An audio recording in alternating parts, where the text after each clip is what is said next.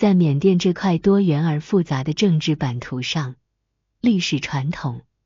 政治斗争和个人野心交织在一起，共同塑造国家的政治命运。2021年，缅甸政治变革再次将国家推向风口浪尖，一场由敏昂莱引发的政变成为国际关注的焦点。2021年2月1日凌晨，缅甸军方在仰光和其他城市拘留了高级政治领导人和政府官员，包括国务资政昂山素季和总统温敏。当天，缅甸军方电视台宣布，开始实施为期1年的紧急状态，国家权力移交给国防军总司令敏昂莱，由副总统吴敏瑞代行总统职务。在实施国家紧急状态期间，缅甸将会改革联邦选举委员会，重新核查2020年11月大选过程。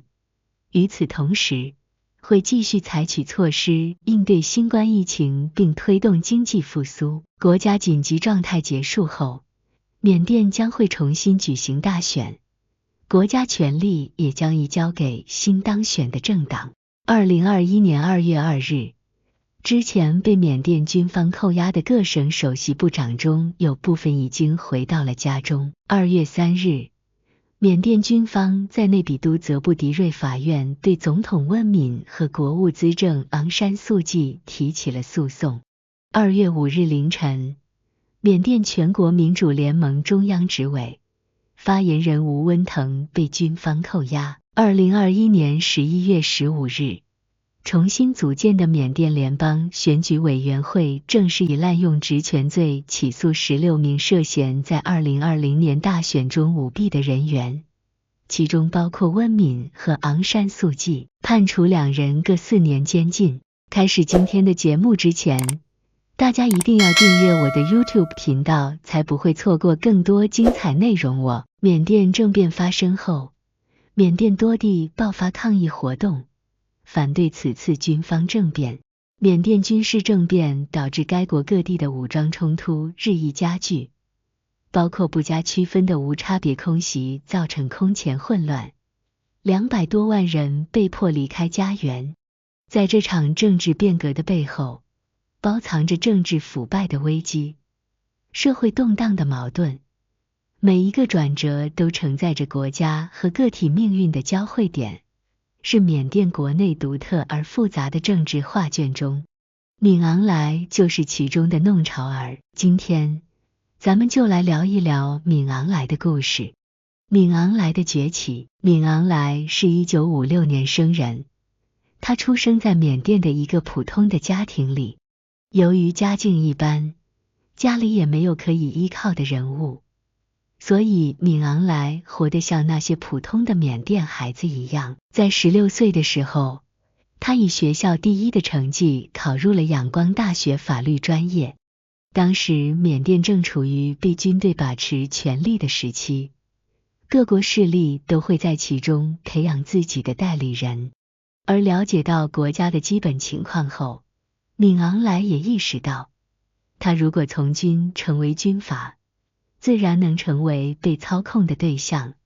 也可以一步登天管理国家了。同时他也想到，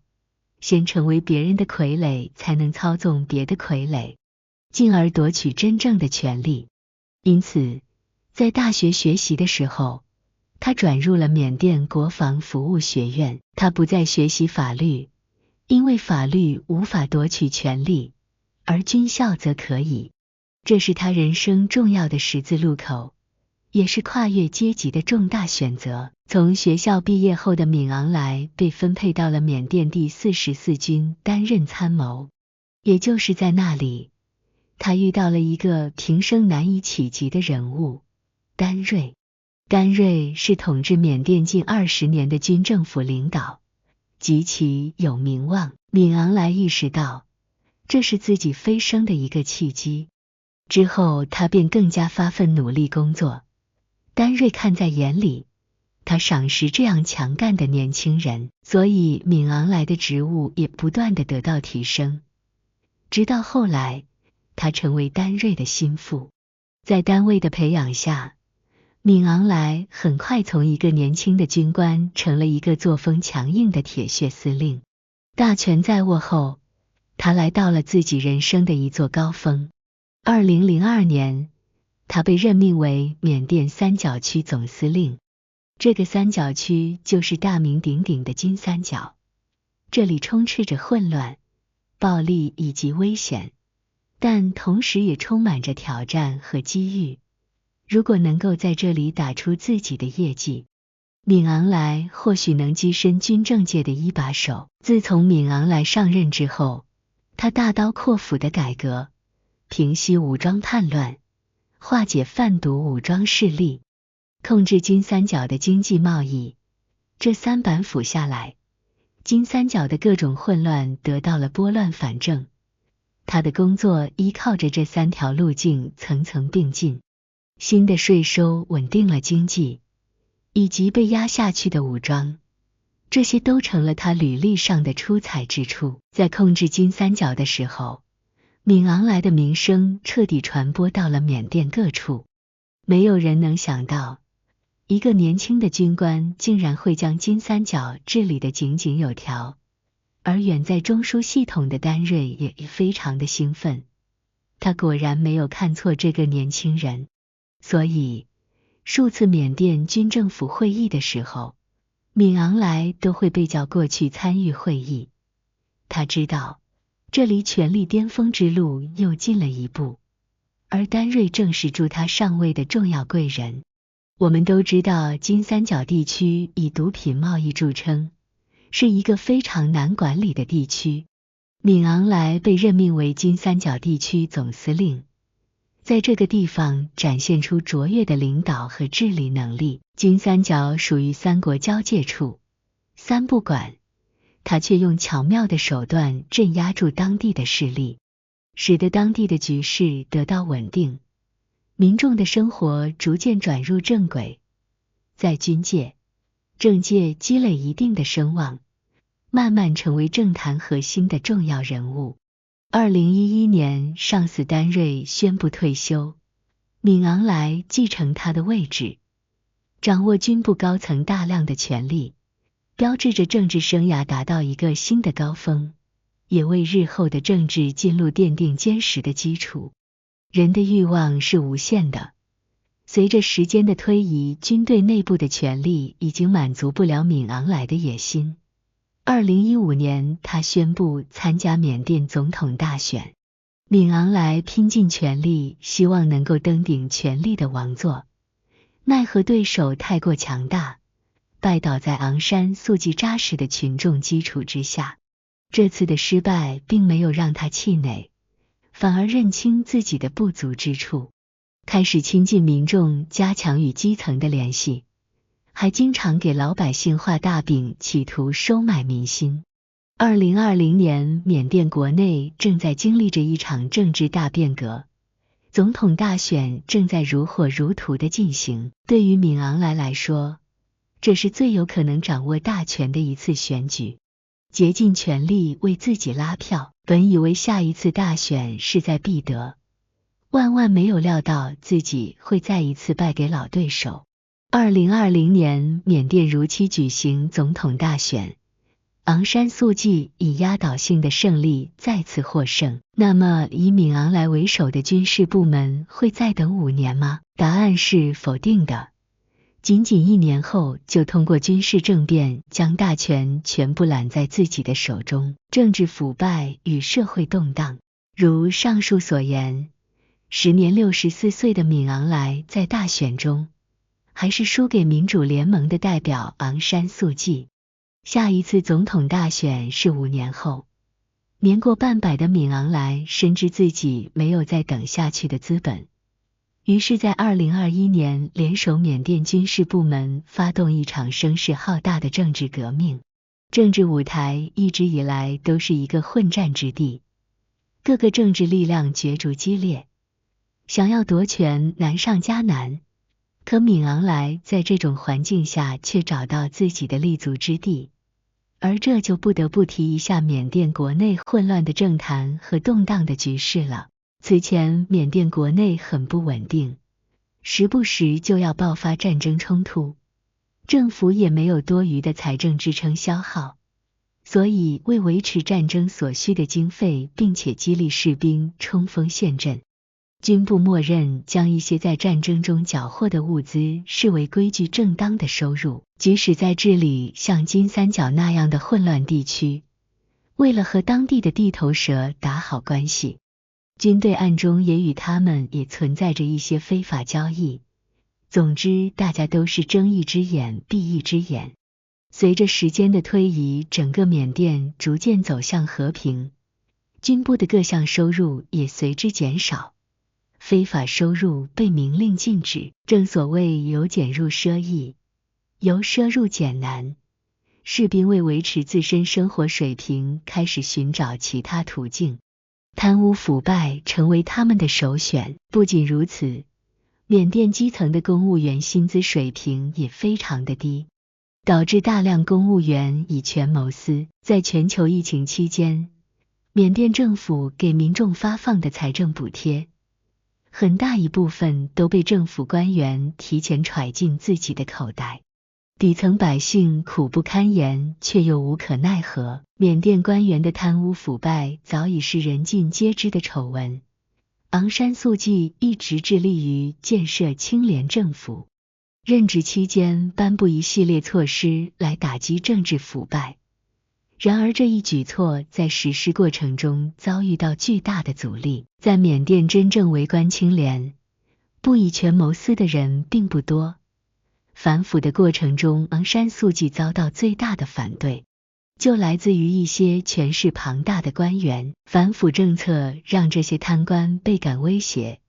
试图通过各种手段来对抗昂山素季的政策，妄图使反腐运动彻底流产。这其中就包含对昂山素季的政治反对和政治攻击。随着政治斗争的升级，官员的反感逐渐演变成更广泛的社会不满，社会动荡的种子开始生根发芽。昂山素季的支持率受到一定的影响，失业率上升，生活成本增加以及政局不稳定等问题，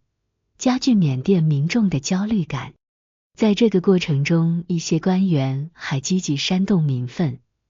利用社会动荡来进一步削弱昂山素季的政治基础。他们通过社交媒体上散布不实信息，制造恐慌氛围，让社会动荡成为政治斗争的筹码，成为反对势力发动政变的社会动力。昂山素季反腐斗争所产生的社会不安定因素，成为敏昂莱等反对派政变的突破口。他们开始在民间制造对昂山素季政府的不信任情绪，这一系列事件最终导致政变的爆发，一己之力搅乱缅甸政局。他们打着现任总统昂山素季大选时贿赂政府官员的旗号，公开向缅甸政府讨要说法。此举也将缅甸政府推到悬崖边上。无论在任何时候、任何国家，贪污腐败都是大事，更何况此事还事关国家首脑，政府必须要给出一个让民众满意的答复。可是，如果要彻查此事，总统就必须停止手上的工作，配合政府的调查。这样一来，政府在某种程度上就陷入停摆的状态。这一切都在敏昂莱的掌控之中。以他为代表的军方不仅将昂山素季关押起来，还宣布缅甸进入无总统的紧急状态。军方顺理成章地接受一切国家事务，最终成功拿到总统的权力。之后，敏昂莱对昂山素季行贿一案的调查成为军方任务，等于说对方的命运掌握在对手的手里。为了能够一劳永逸，在调查这件事情时，他动用一切手段，将昂山素季的罪行一再加大。2022年，昂山素季被判处7年监禁，后来又追加到33年的刑期，后半生几乎都要在牢里度过。可以说，敏昂莱和军方的这次政变，即大地打压了以昂山素季为代表的缅甸民主联盟的强势势头，也将缅甸政局进行一波大洗牌。时至今日，缅甸的最高权力依然掌握在敏昂莱和军方的手里。然而，这次政变并没有使得缅甸动荡局面平息，反而局势更加混乱。敏昂莱执政的这几年里，政府管理缺失，经济改革的推动力丧失，还失去大量的外国投资，致使经济指标急剧下降，皮之不存，毛将淹覆，国家 GDP 出现大幅度下滑，老百姓的生活水平自然也不会好。人均收入从2020年的1616美元急速降至2022年的1347美元，在东南亚地区跌至垫底的位置。其实出现这样的情况也不难预料。敏昂莱在金三角任职的时候，为了个人目的都可与当地的毒枭合作并妥协，可见此人的品性并不怎么样。为何现在的缅北那么混乱？多多少少有他的因素在其中。他们看重的不是国家利益，而是个人的野心和欲望。敏昂莱的崛起如同一部枭雄史，不仅是个体野心的写照，更是缅甸政治沧桑演变的生动缩影。所以有朋友将其视为缅甸版袁世凯，你觉得呢？好了，今天的故事就讲完了，大家一定要订阅我的 YouTube 频道，才不会错过更多精彩内容。再会。